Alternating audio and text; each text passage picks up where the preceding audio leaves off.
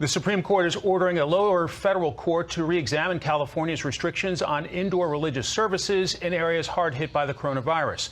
The order leaves the rules in place for now while throwing out a federal court rejection of a challenge to the limits from religious groups.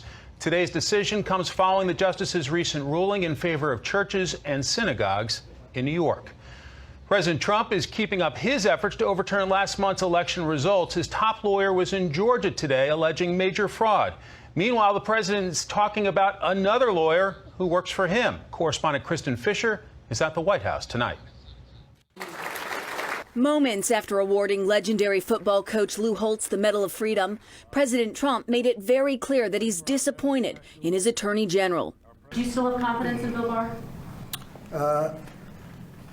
Ask me that in a number of weeks from now. The president's upset about what Barr told the Associated Press on Tuesday that, quote, to date, we have not seen fraud on a scale that could have affected a different outcome in the election. Well, he hasn't done anything, so he hasn't looked. When he looks, he'll see the kind of evidence that right now you're seeing in the Georgia Senate. Today in Georgia, Rudy Giuliani questioned the security of Dominion voting machines before a state Senate Judiciary Subcommittee by highlighting a letter written by Democratic Congresswoman Carolyn Maloney way back in 2006. The connection to Hugo Chavez, eventually she followed up with Maduro, and how it's a highly inaccurate machine. And I guess this is just a question.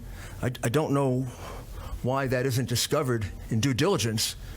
And whether you're a Republican or a Democrat, this is not a machine you want counting your votes. On Tuesday, Barr said the Department of Justice and the Department of Homeland Security did look into the campaign's claims that Dominion's machines had been compromised and found that, quote, so far, we haven't seen anything to substantiate that. It's massive fraud, whether you go to Wisconsin, where we just filed a case. Today in Wisconsin, the state Supreme Court refused to hear that case, saying it must first wind its way through lower courts. The Trump campaign argues that will take too long, with only 11 days left before the Electoral College votes.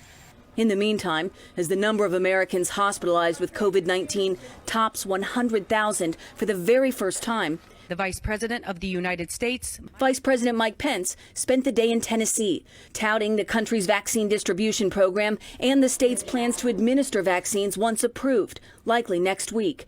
And on Capitol Hill, there are signs of life of a new stimulus package before the end of the year.